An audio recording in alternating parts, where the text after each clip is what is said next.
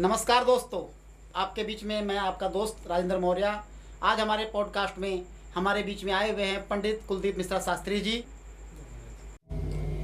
पंडित जी, आज का हमारा सवाल यह है कि हम लोग इतनी मेहनत करने के बाद भी गरीब होते जा रहे हैं, गरीब हैं और हमारी गरीबी जा नहीं रही है जी। आप इस पर रोशनी डालिए, बताइए ऐसा क्या कारण है कि जिससे हम लोग गरीब होते जा रहे हैं जी।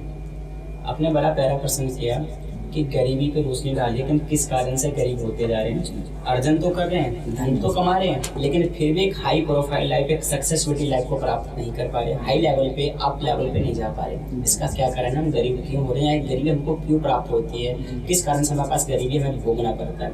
आपका कहने का बड़ा प्यारा था, काफी सारे लोग हमसे भी जानना चाहते थे, लेकिन आपके चैनल के माध्यम से जान पाएंगे। गरीबी मैं कहूँ तो मेरे हिसाब से गरीबी, अपना पर्सनली राय में देना चाहता हूँ, तो गरीबी शब्द होना ही नहीं चाहिए संसार में। गरीब शब्द बिल्कुल होना नहीं चाहिए। रीजन, परम पिता परमात्मा ने, जो जगत के परमात्मा, जो जगत के पिता, उन्होंने किसी को भी गरीब बना करके नहीं भेजा है। सबको सही सलामत शरीर, हाथ पैर, आँख नाक कान, सब कुछ शरीर दे रखा है।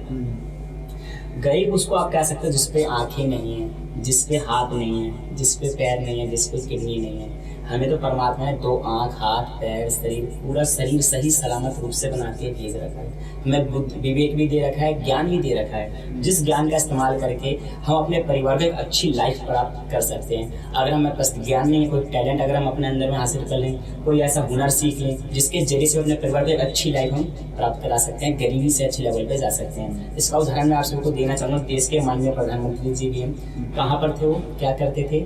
चाय बेकर करते थे, लेकिन अपने विद्या का, अपने विवेक का इस्तेमाल करके आज देश के प्रधानमंत्री बने हुए हैं। तो अब आप सोचे, चाय बेचना देश का प्रधानमंत्री बन गया तो उनके पास गरीबी है? नहीं है। रतन टाटा जी की बात कर लेते हैं, किस लेवल पर थे? वो भी गरीब परिवार से बिलोंग करते थे, लेकिन इस समय पर देश के, क्या कह सकते हो आप, एक अच्छी खासी सेलिब्रिटी प्राप्त बने हुए हैं। काफी अच्छी खासी सेलिब्रिटी, यानी हाई लेवल पर बैठे हुए हैं। देश के सबसे अमीर व्यक्तियों में उनकी गिनती चल रही है, टाटा की। तो अगर मेरे कहने का सीधा सीधी है, भैया अगर आप अपना इस्तेमाल करते हो अपने शरीर का, अपने बुद्धि का, अपने विवेक का, तो आप गरीबी को दूर कर सकते हैं। जो मेरा पर्सनली राय था, परमपिता परमात्मा किसी को गरीब बना करके नहीं भेजते, ठीक। और दूसरा, धर्म के आधार पे, शास्त्रों के आधार पर इस पर थोड़ा प्रकाश में डालूंगा। पर्सनली तो मैंने आपको बता ही दिया, थोड़ा शास्त्रों के हिसाब से और धर्म के हिसाब से आपको बताना चाहूंगा। तो एक सुंदर कांड में बड़ी प्यारी चौपाई मिलती है, जहाँ सुमति तहाँ संपत्ति नाना, जहाँ कुमति तहाँ विपत्ति निदान। जिस परिवार में सुख शांति बना रहता है, जो अपने परिवारों का मान सम्मान करता है, घर की स्त्रियों का सम्मान करता है, सामने वाले का सम्मान करता है, वहाँ पे कभी भी गरीबी नहीं आ सकती। वहाँ पे हमेशा परिवार एक खुशहाल व्यक्ति बना हुआ रहेगा, हमेशा सुख संपत्ति से उसका घर भरा रहेगा। जहाँ पे स्त्रियों का सम्मान नहीं किया जाता है, अपने बड़े बुजुर्गों का सम्मान नहीं किया जाता है, सामने वाले का भी सम्मान नहीं किया जाता है, वहाँ पे कलयुग का वास रहेगा। और जहाँ पे कलयुग का प्रभाव बना हुआ रहता है, उस स्थान पर आपको धन की कमी हमेशा महसूस होती रहेगी, जहाँ पे कलयुग अपना प्रभाव बनाता है। अब आप कहोगे कलयुग है कौन? अब आप कहोगे कलयुग है कौन?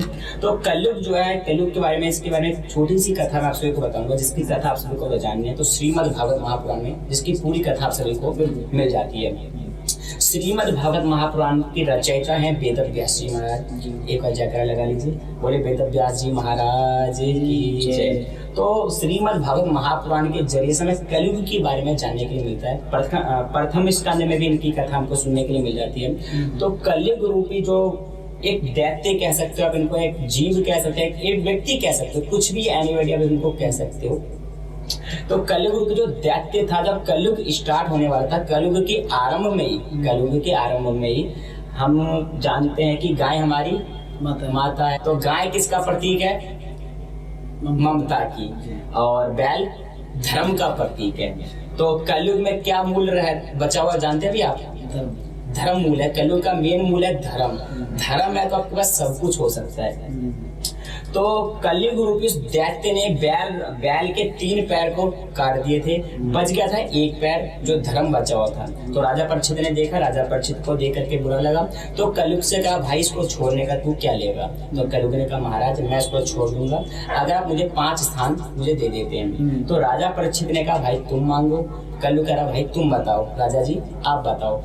आखिरकार में राजा परीक्षित ने कहा मैं नहीं कहूंगा, तुम ही बताओ। तो कलयुग ने कहा मुझे 5 स्थान चाहिए। तो 5 स्थान कौन से हैं उसके बारे में आपको बताता हूँ। जो कलयुग ने मांगा है उन 5 स्थानों पे हमेशा गरीबी बनी रहती है। आप इस श्लोक के माध्यम से समझ जाएंगे। श्लोक बड़ा प्यारा है।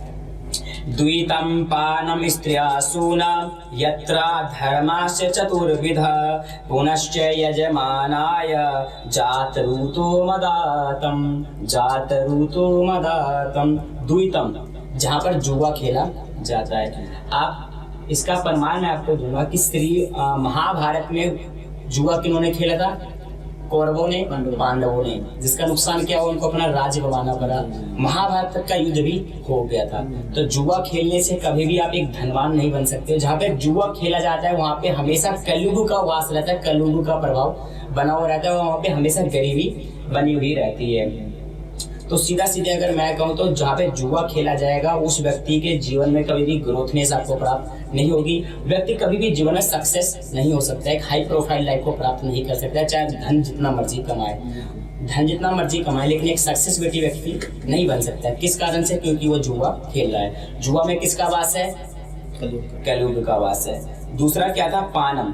दूसरा था पानम, जहाँ पे मदिरा का पान किया जाता है। जहाँ पे मदिरा का पान किया जाता है, घर में किया जाता हो या मदिरालय में किया जाता हो, किसी प्रकार से किया जाता हो, उस स्थान में भी कलयुग का वास होता है। तो अगर आप मदिरा पियोगे तो आप किस प्रकार से एक धनवान व्यक्ति बन सकते हो? हमेशा आपके घर में निर्धनता बनी रहेगी। सीधा सीधे अर्थ यही है, अगर जहाँ पे दारू पिया जाता हो, मदिरा पान किया जाता हो, उस जगह पे हमेशा कलयुग का प्रभाव रहता है, उस जगह पे हमेशा गरीबी बनी रहती है।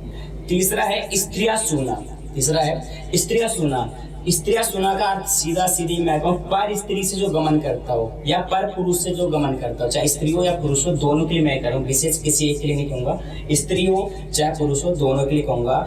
स्त्रिया सुना या पुरुष सुना, दोनों के लिए मैं आपको सीधा सीधी कहूंगा। तो अगर जो पुरुष पर स्त्री का गमन करता हो उसके ऊपर भी हमेशा गरीबी बनी रहेगी। क्यों? क्योंकि उस पर किसका प्रभाव है? कलयुग का। अब ये स्त्री हो या पुरुष हो, दोनों के लिए लागू होता है नियम सेम, दोनों के लिए सेम नियम लागू होता है। तो जो पर स्त्री का गमन करता है या पर पुरुष का गमन करती है उसके ऊपर किसका प्रभाव रहता है? कलयुग का। तो व्यक्ति जितना मर्जी भी धन कमाए वो एक अच्छा व्यक्ति एक अच्छी लाइफ को प्राप्त नहीं कर सकता है। गरीबी कलयुग के कारण एक अच्छा लाइफ प्राप्त नहीं कर सकता, हमेशा उसके जीवन में गरीबी बनी हुई रहेगी। तीसरा तो आपको हो गया स्त्रिया सुना या पुरुष है सुना, पर स्त्री का गमन या पर पुरुष का गमन। चौथा हो गया धर्माश्य चतुर्भुजा। धर्मस्य चतुर्भुजा यानी इसका अर्थ है कि आप अधर्म के द्वारा धन को कमाते हैं, अधर्म के द्वारा धन को कमाते हैं, तो वो धन आपके पास आ तो जाता है। आपको फिलहाल तो लगता है भाई मैं बहुत बड़ा आदमी बन गया, अच्छे हमारे घर के अंदर में धन आ गया, मोटा पैसा आ गया, लेकिन अगर वो धन आपके पास में आता है और आपने इन फ्यूचर इन केस घर के अंदर कोई बैंक बैलेंस में सेव कर रखा है तो वो पूरा का पूरा लेकर के वो चला जाएगा। तो एक अधर्म का आपके पास में आ गया, मानो 1 रुपया आ गया, 10,000 रुपये लेकर के चला जाएगा, तो आपके पास में गरीबी हमेशा ही बनी रहेगी। आपके घर में हमेशा इस गरीबी बनी रहेगी, चाहे कुछ भी कर ले, आपके घर में कभी भी आप एक धनवान व्यक्ति नहीं बन सकते, अच्छी लाइफ को प्राप्त नहीं कर सकते। इसलिए क्या कहा गया है? धर्म से चतुर्भुजा, यानी कि धर्म के द्वारा धन को कमाया जाए। इसका अर्थ मैं सीधा सीधे आपको यहाँ भी बताऊंगा कि मन की संतुष्टि मेन यहाँ पे रखने की जरूरत है। अगर आपका मन संतुष्ट है, आपसे बड़ा कोई धनवान नहीं है, क्योंकि संतोषम परम सुखम। आपके पास संतोष रूपी धन है तो दुनिया के सबसे बड़े सुखी व्यक्ति कौन है? आप ही हो। आपसे बड़ा सुखी व्यक्ति संसार में कोई नहीं, अगर आपके पास संतोष है। क्यों? संतोष होना सबसे मेन है। संतोष में अगर आपको सामने वाले को 2 रोटी भी मिल जाता है, उसमें अपना परिवार को मैनेज कर लेता है। तो संतोषम परम सुखम। अधर्म के द्वारा कमाया धन आपको कभी भी नहीं लाना है, किसी भी कीमत पे, चाहे स्थिति परिस्थिति कुछ भी हो जाए। तो अधर्म का धन आपके पास आएगा तो आपके पास से हमेशा जितना आएगा नहीं उसका हजारों गुना लेकर के चला जाएगा। 5वां है पुनश्च यजमानाय जात रूतो मदातम। पुनश्च यजमानाय जात रूतो मदातम, यानी कि कहा जाए तो भक्ष अभक्ष का भी थोड़ा ध्यान रखना चाहिए व्यक्तियों को, जिस कारण से भी व्यक्ति के ऊपर में गरीबी का प्रभाव पड़ता है। तो इन 5 प्रकार के स्थान राजा परीक्षित ने कलयुग रूपी उस दैत्य को दिए। भाई तुम इन 5 स्थानों में जाकर के वास करो और जहाँ पे ये चीज होता है वहाँ पे तुम अपना विशेष रूप से प्रभाव डालो। तो इन 5 स्थानों पे गरीबी आपको हमेशा देखने के लिए मिलती है।